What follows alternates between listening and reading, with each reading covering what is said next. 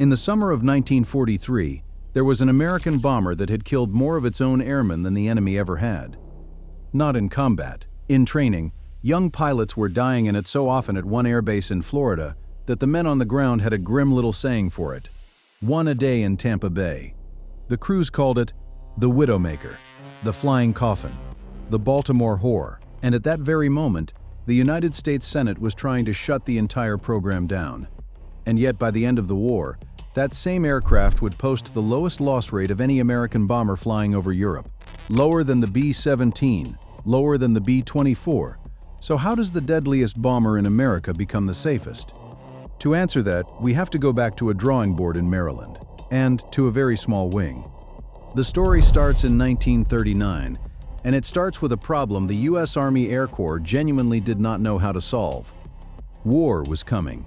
Everyone could feel it, and the Army wanted a medium bomber that could fly faster than anything in the sky, fast enough that enemy fighters would struggle to catch it. So in the spring of 1939, they sent out a specification. They wanted a twin-engine bomber that could hit 350 miles per hour, carry a couple thousand pounds of bombs, and fly 3,000 miles. Now, here is the interesting part.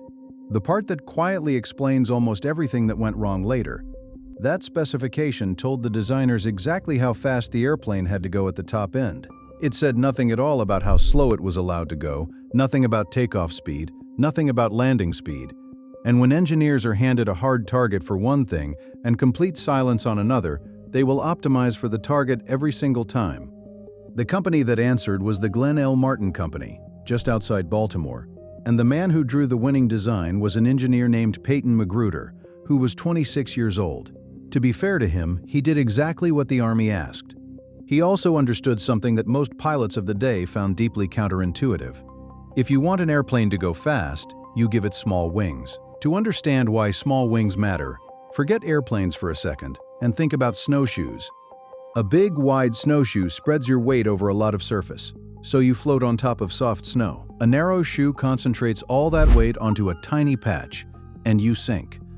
A wing works the same way. A big wing spreads the airplane's weight over a lot of area, which lets it float easily at low speeds. It is forgiving. It is docile. A small wing carries that same weight on far less surface, which engineers call high wing loading. And a heavily loaded wing comes with a trade. It slips through the air beautifully at high speed, giving you all that lovely velocity the Army wanted. But it stops flying the moment you slow down, because there simply is not enough wing to hold the weight up in slow, gentle air. Magruder's design carried the highest wing loading of any aircraft the Army had ever accepted. On paper, it was brilliant. And when the first one flew, in November of 1940, out of the Martin plant in Middle River, Maryland, it did exactly what he promised. It was, at that moment, the fastest medium bomber in the world. The Army was thrilled. They were so thrilled, in fact, that they had already made a decision that would come back to haunt everyone involved. Normally, when you design a new aircraft, you build one prototype. You fly it. You find out what is wrong with it, and there is always something wrong with it. And you fix those things before you build hundreds more. That is the entire point of a prototype. It is how you make your mistakes cheaply, on the ground, instead of expensively, in the air, with a crew on board. The Army skipped that part. War fever was in the air, and they wanted the airplane now, so they ordered 201 Marauders straight off the drawing board, before a single one had ever left the ground. Then, still before that first flight, they ordered nearly 1,000 more. Think about that for a moment. They committed to more than 1,100 of these machines based on a set of blueprints and a promise. This decision seemed reasonable at the time, given how badly they needed bombers. It wasn't, because it meant that every flaw baked into that design was now going to be discovered not by one test pilot, but by hundreds of very young men who had never flown anything remotely like it. And they truly had never flown anything like it. Picture the pilot walking up to a Marauder in 1941. Almost certainly, the bomber he had trained on before this was something slow and honest. A machine so gentle it practically landed itself. He was used to floating down to the runway at a nice, relaxed pace. The Marauder did not float. It came down hard and fast, touching the ground at around 130 miles per hour, a speed that would have felt insane to a bomber pilot of that day. If he tried to slow it down to the speeds he was comfortable with, the wing simply quit flying, and the airplane dropped out of the sky. Then there was the tricycle landing gear, the nose wheel out front. Today, every airliner you have ever boarded has one. In 1941, that was a novelty, and it handled differently from the tail draggers pilots knew. And then there was the truly dangerous one. If you lost an engine on takeoff, and piston engines in those days failed fairly often, the airplane had a nasty habit. Imagine rowing a boat with all your strength on one side and not at all on the other. You spin. A twin-engine airplane with one dead engine wants to do exactly that, and the Marauder demanded that you hold it dead straight at one precise speed, or you would lose control completely. Now hand all of that to an instructor who himself had maybe 20 hours in the type, because the airplane was so new that the teachers were barely ahead of the students. You can probably guess what happened next. What happened next happened at MacDill Field, near Tampa, Florida, and it was a slaughter. In one 30-day stretch, the base recorded 15 crashes. In the 14 months between the summer of 1942 and the autumn of 1943, 13 Marauders went straight into the water of Tampa Bay itself. Out of that came the black joke that followed the airplane for the rest of its life.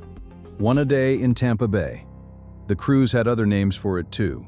The Widowmaker, the Martin Murderer, the Flying Coffin, and my personal favorite, for its sheer dark wit, the Flying Prostitute. Because with those tiny wings the men swore it flew, and I quote, with no visible means of support.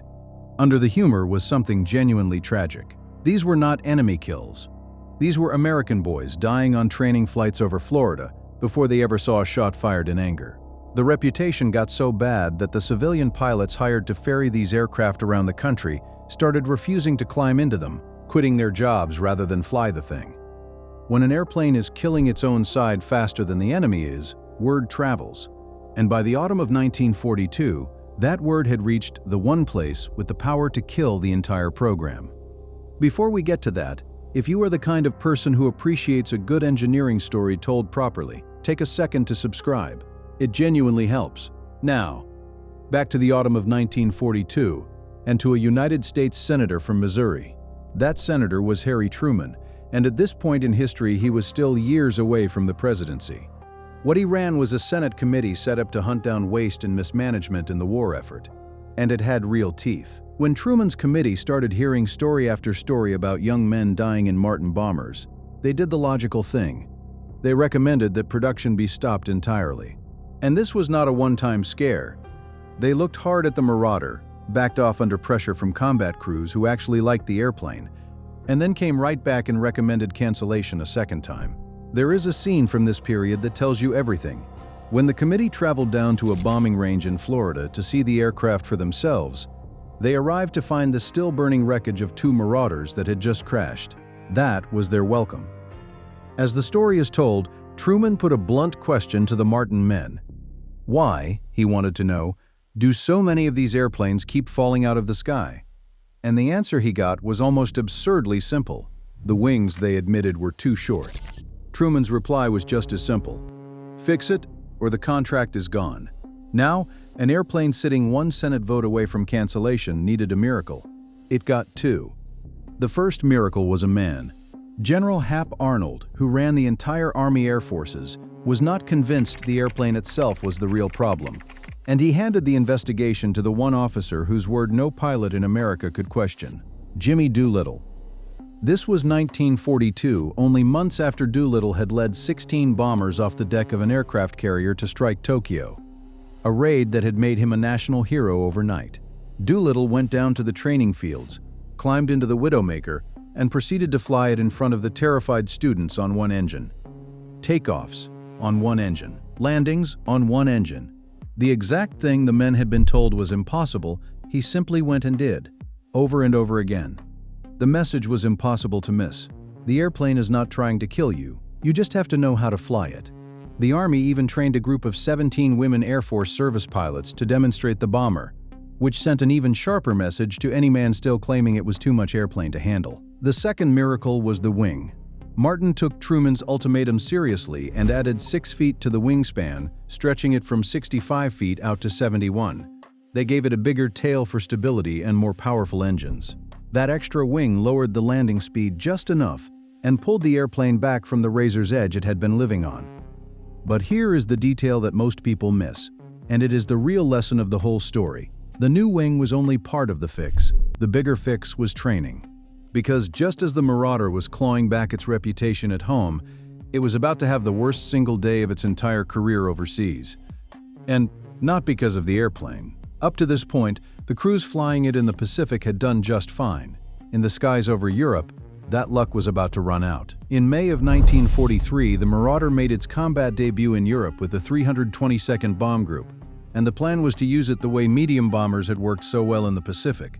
Low, fast, right down on the deck, under the radar. The first mission, on the 14th, hit a power station in Holland, and more by luck than design, everyone came home.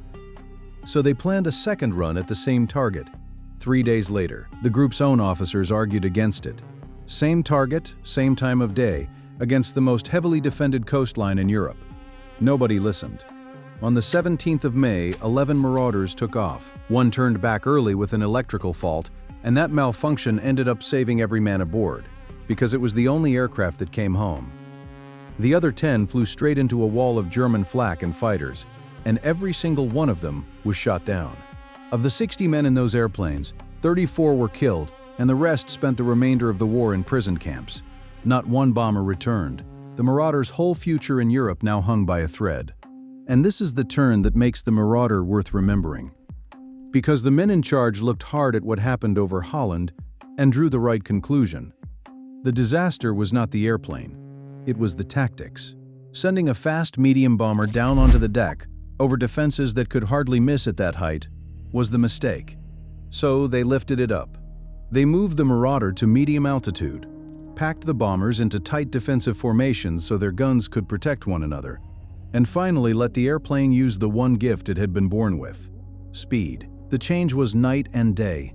Flown properly, at the right height, in the right formation, the Marauder became one of the hardest bombers in all of Europe to shoot down. By the end of the war, the numbers were almost hard to believe. Marauder groups flew more than 129,000 combat missions over Europe, and their loss rate, the share of aircraft that failed to return, settled at less than 0.5% per mission. That was the lowest of any American bomber in the theater, lower than the famous B-17 Flying Fortress.